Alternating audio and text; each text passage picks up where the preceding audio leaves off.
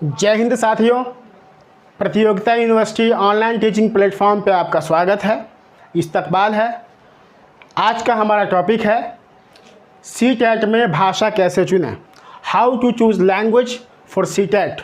इस टॉपिक के अंतर्गत हम बात करेंगे सीटेट परीक्षा का पैटर्न, लैंग्वेज 1 और लैंग्वेज 2 में अंतर, सीटेट में भाषा का चयन, भाषा चयन में सावधानियाँ। आइए सबसे पहले हम देखते हैं सीटेट परीक्षा का क्या पैटर्न है। सीटेट परीक्षा में 2 पेपर होते हैं। पहला पेपर जो होता है वो क्लास 1 to 5 के लिए होता है।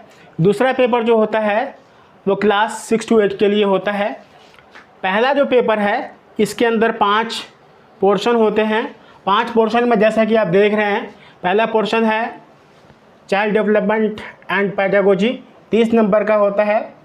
ये 30 नंबर जो है वो 3 भागों में बटे हुए होते हैं।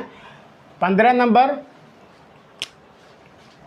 चाइल्ड डेवलपमेंट से होता है, 5 नंबर इंक्लूसिव एजुकेशन से होता है और 10 नंबर जो होता है लर्निंग पेडागोजी से होता है।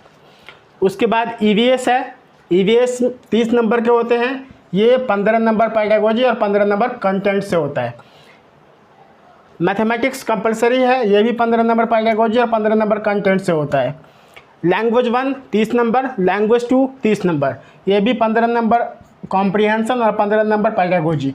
लैंग्वेज 2 भी 15 नंबर कॉम्प्रिहेंशन और 15 नंबर पेडागोजी। ठीक उसी तरीके से जब हम देखते हैं पेपर 2 को, तो पेपर 2 में भी जो है साइकोलॉजी का पोर्शन है, चाइल्ड डेवलपमेंट एंड पेडागोजी का पोर्शन है। यहाँ भी ठीक पेपर 1 की तरह, जहाँ आपने देखा पेपर 1 की तरह डिवाइड होता है। 15 नंबर जो है वो चाइल्ड डेवलपमेंट का होता है, 5 नंबर जो होता है वो इंक्लूसिव एजुकेशन का होता है। उसी तरीके से 10 नंबर जो होता है वो लर्निंग पेडागोजी का होता है। ठीक उसी तरीके से इसका जो दूसरा पोर्शन है ये 2 भागों में बटे हुए होते हैं। ये ऑप्शनल होता है, वैकल्पिक होता है। आप इसमें जो आर्ट्स के स्टूडेंट होते हैं वो सोशल साइंस लेते हैं और जो साइंस के स्टूडेंट होते हैं वो मैथमेटिक्स और साइंस लेते हैं। ये इस 60 मार्क्स में हम देखते हैं कि 40 नंबर का ये कंटेंट होता है और 20 नंबर का पेडागोजी का पोर्शन होता है। उसी तरीके से लैंग्वेज 1 और लैंग्वेज 2 होता है। लैंग्वेज 1 में भी 15 मार्क्स का कॉम्प्रिहेंशन होता है और 15 मार्क्स का पेडागोजी होता है। लैंग्वेज 2 में भी 15 नंबर का कॉम्प्रिहेंशन और 15 नंबर का पेडागोजी होता है। अभी हमने देखा कि किस तरीके से सीटेट का पेपर का पैटर्न है। सीटेट का पेपर का पैटर्न अभी आप देख लिए कि किस तरीके से पेपर 1 का पैटर्न है और किस तरीके से पेपर 2 का पैटर्न है। अब हम बात करते हैं लैंग्वेज 1 और लैंग्वेज 2 में अंतर। लैंग्वेज 1 और लैंग्वेज 2 में बेसिकली डिफ़िकल्टी लेवल का फ़र्क होता है। ये डिफ़िकल्टी लेवल दोनों स्तर पे होते हैं। ये डिफ़िकल्टी लेवल जो है पेडागोजी लेवल पे भी होता है और कॉम्प्रिहेंसिव लेवल पर भी होता है। ठीक है, उसके अलावा जो है जो फ़र्क है वो लैंग्वेज 1 और लैंग्वेज 2 में वो ये है कि लैंग्वेज 1 लैंग्वेज 2 के मुकाबले थोड़ा सा टफ माना जाता है। अब हम ये देख लेते हैं कि लैंग्वेज 1 का क्या प्लान होता है और लैंग्वेज 2 का क्या प्लान होता है। लैंग्वेज 1 का जो प्लान होता है वो लैंग्वेज 1 भी 30 नंबर का है। इसमें से 15 नंबर के पेडागोजी के पोर्शन होते हैं, शिक्षण शास्त्र का पोर्शन होता है 15 नंबर का, और ये 15 मार्क्स जो होते हैं वो कॉम्प्रिहेंशन के होते हैं। इस कॉम्प्रिहेंशन में 2 पार्ट में बटे हुए होते हैं। पहला पार्ट जो होता है वो गद्यांश का होता है जो 8 मार्क्स के होते हैं। दूसरा पार्ट जो होता है वो 7 नंबर का होता है, काव्यांश का होता है। तो हम ये देख रहे हैं कि लैंग्वेज 1 में गद्यांश और काव्यांश दोनों होता है। इसी पोर्शन के होने की वजह से लैंग्वेज 1 थोड़ी मुश्किल हो जाती है। वैसे तो ओवरऑल दोनों लेवल पर डिफ़िकल्टी पेपर 1 के मुकाबले पेपर 2 के मुकाबले पेपर 1 की डिफ़िकल्टी लेवल थोड़ी टफ होती है। अब हम देखते हैं लैंग्वेज 2 को। लैंग्वेज 2 में जो है ये भी 30 मार्क्स के होते हैं। 15 नंबर पेडागोजी का होता है, 15 नंबर कॉम्प्रिहेंशन से होता है।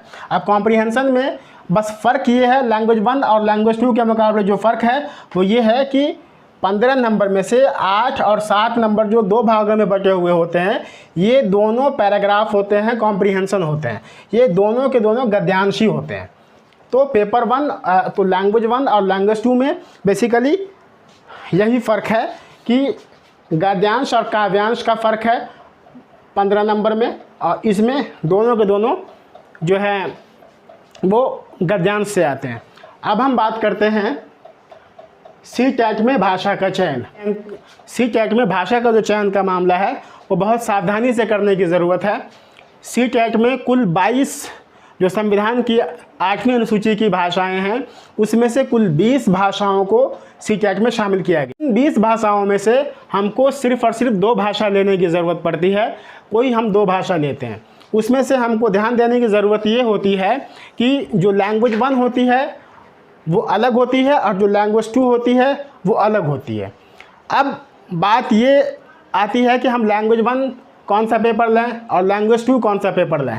अभी मैंने आपको बताया कि लैंग्वेज 1 का जो एग्ज़ाम का जो पेपर का पैटर्न है वो किस तरह का है और लैंग्वेज 2 का जो पेपर का पैटर्न है वो किस तरह का है। तो इसके पेपर के पैटर्न से और डिफ़िकल्टी लेवल के पैटर्न से आप इस बात को समझ सकते हैं कि हमें कौन सा सब्जेक्ट पेपर 1 में लेना चाहिए और कौन सा सब्जेक्ट हमें पेपर 2 में लेना चाहिए। अब कुछ चंद बातें हैं जिसको हमें भाषा के चयन के संदर्भ में हमको ध्यान रखने की ज़रूरत है। कुछ ख़ास बातें हैं वो ये हैं कि अगर कोई विद्यार्थी भविष्य में लैंग्वेज टीचर बनना चाहते हैं तो उनको ये चाहिए कि कम से कम एक विषय उस विषय को रखें जिस विषय का वो लैंग्वेज टीचर बनना चाहते हैं। क्योंकि अभी कुछ केसेस आए थे, बिहार में केस आया था जिसमें लैंग्वेज टीचर को लेकर के ये कहा गया था कि CTET में या BTET में जो लैंग्वेज आपने लिया है उस लैंग्वेज में ही आप शिक्षक बन पाएंगे। तो जिन बच्चों के पेपर नहीं थे, वो विषय नहीं था, उनको दिक्कत आई। फिर बाद में ये मामला सॉल्व हो गया क्योंकि इसको लेकर के कोई CTET का भी कोई एक स्पष्ट रूल नहीं था जिसकी वजह से ये फैसला विद्यार्थियों के फेवर में गया। अब सवाल ये आता है कि जो हिंदी क्षेत्र के विद्यार्थी हैं, हिंदी क्षेत्र के विद्यार्थी को एक विषय हिंदी के रूप में ज़रूर लेना चाहिए, चाहे वो लैंग्वेज 1 के रूप में लें चाहे वो लैंग्वेज 2 के रूप में लें। जनरली क्या होता है कि हम देखते हैं कि बच्चे एक भाषा इंग्लिश के रूप में ले लेते हैं और हिंदी को दूसरी भाषा के रूप में ले लेते हैं, या कुछ बच्चे हिंदी को पहली भाषा के रूप में ले लेते हैं और इंग्लिश को दूसरी भाषा के रूप में ले लेते हैं। वो हिंदी और इंग्लिश से बाहर निकल ही नहीं पाते हैं। जबकि हकीकत ये है कि अगर आपको जिस भाषा पे अच्छी पकड़ नहीं है उस भाषा को आपको नहीं चूज़ करना चाहिए। आपको ये देखना चाहिए कि उन 20 भाषाओं में से कौन सी 2 भाषाएं ऐसी है जिसको मैं अच्छे से जानता हूं। अब उन 2 भाषाओं में आपको ये देखना है कि उन 2 भाषाओं में कौन सी एक ऐसी भाषा है जो मेरी ज़्यादा बेहतर है। तो जो भाषा आपको लगता है कि ज़्यादा बेहतर है उस भाषा को आप लैंग्वेज 1 के रूप में चयन करें, और जो भाषा आपको लगता है कि थोड़ी आपकी कम समझ है उस भाषा को आप लैंग्वेज 2 के रूप में रख सकते हैं। उसके अलावा आप ये भी देख सकते हैं कि और ऐसे तो जनरली हिंदी, अगर प्रदेश में आप हैं, हिंदी प्रदेश के रहने वाले हैं, तो आपको हिंदी एक भाषा के रूप में ज़रूर लेना चाहिए। ठीक उसी तरीके से अगर आप उर्दू नोइंग स्टूडेंट हैं, आपको उर्दू आती है, थोड़ी बहुत भी उर्दू आती है, तो आप उर्दू लैंग्वेज 2 के रूप में रख सकते हैं, और आपकी उर्दू अगर बहुत अच्छी है तो आप उर्दू लैंग्वेज 1 के रूप में रख सकते हैं। उसी तरीके से अगर कोई क्षेत्रीय भाषा है और जिनको किसी क्षेत्र विशेष में शिक्षक बनना हो तो उस क्षेत्र विशेष के हिसाब से जहाँ वो पर्टिकुलर भाषा पढ़ाई जाती है उस भाषा को एक भाषा के रूप में आप ज़रूर चयन करें। वैसे तो जितनी भी भाषाएं होती हैं वो सभी की सभी भाषाएं स्कोरिंग होती है, बस डिपेंड ये करता है कि आप किस भाषा में ज़्यादा कंफर्टेबल हैं। आप जिस भाषा में ज़्यादा कंफर्टेबल हैं वो भाषा आप चयन करें। मैंने पहले बताया आपको कि 20 भाषाएं CTET में होती हैं। उन 20 भाषाओं में से हमको ये देखना है कि कौन सी 2 ऐसी भाषा है जिसको मैं आराम से सॉल्व कर सकता हूँ, उस भाषा की समझ मेरे पास अच्छी है। जो 2 भाषा आप चयन करते हैं उन 2 भाषाओं में से कोई एक भाषा आप रख लीजिए। उसके अलावा हम बात करते हैं अपने नेक्स्ट टॉपिक पे। हमारा अगला टॉपिक है भाषा चयन में सावधानियाँ। भाषा चयन में हम सावधानी की जो बात करते हैं तो हमको 2 लेवल पे सावधानी बरतने की ज़रूरत है। सबसे पहली सावधानी तो यही है कि जब भी आप भाषा का चयन करें तो लैंग्वेज 1 और लैंग्वेज 2 कभी भी एक नहीं हो सकती है। लैंग्वेज 1 अलग भाषा होगी, लैंग्वेज 2 अलग भाषा होगी। उसके बाद जो दूसरी सावधानी बरतने की ज़रूरत है वो ये है कि जब आप एप्लीकेशन फॉर्म भर रहे होते हैं, एप्लीकेशन फॉर्म भरने के समय में आपको बहुत मुस्तैदी के साथ लैंग्वेज 1 और लैंग्वेज 2 का चयन करना चाहिए।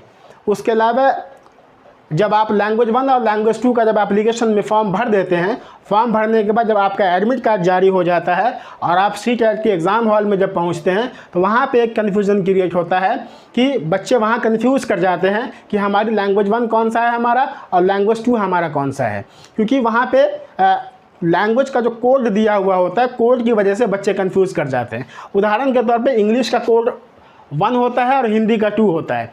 वहाँ पर अगर आता है कि लैंग्वेज ऑफर्ड, वहाँ पर साफ साफ लिखा होता है language offered 1, language offered 2। Language offered 1 के नीचे जस्ट नीचे आपको लिखा होगा जो भी लैंग्वेज आप ऑप्ट करेंगे वो, और लैंग्वेज 2 के नीचे जो भी आप ऑप्ट करेंगे वो लिखा हुआ होता है। तो अगर आपने लैंग्वेज 1 के रूप में आपने हिंदी चयन किया है तो हिंदी का कोड 2 होता है, वो आपको लिखाएगा 02। अब बच्चे वहाँ कंफ्यूज कर जाते हैं कि हिंदी हमारा 02 है, इसका मतलब है कि हमारी भाषा हिंदी दूसरी हो गई। लेकिन वहाँ कंफ्यूज करने की कोई ज़रूरत नहीं है। हिंदी के जस्ट ऊपर आप जब देखेंगे गौर से तो आपको लिखा हुआ मिलेगा लैंग्वेज ऑफर्ड 1। इसका मतलब है कि हिंदी आपकी पहली भाषा है, कोड से परेशान होने की ज़रूरत नहीं है। तो भाषा का जो मामला है वो बहुत अहम होता है CTET में, क्योंकि 60 मार्क्स भाषा कवर करती है। आपने देखा कि 150 मार्क्स का CTET होता है, 150 में से 60 मार्क्स भाषा के होते हैं, और जब आप इसको नज़रअंदाज कर देंगे तो आपको दिक्कत हो सकती है। इसीलिए भाषा के कंपोनेंट को आप किसी भी रूप में नज़रअंदाज नहीं कर सकते हैं और किसी भी लेवल पे आप लापरवाही नहीं कर सकते हैं। आपकी ज़रा सी लापरवाही आपको एक बड़ा नुकसान दे सकता है। इसीलिए भाषा के मामले में किसी भी स्तर पर लापरवाही करने की कोई आवश्यकता नहीं है। अगर आपको हमारा ये वीडियो अच्छा लगा तो इसे लाइक और सब्सक्राइब ज़रूर करें। आप चाहें तो इसे अपने दोस्तों में भी शेयर कर सकते हैं ताकि वो भी इसका फ़ायदा उठा सकें। मिलते हैं नेक्स्ट वीडियो में किसी और टॉपिक के साथ।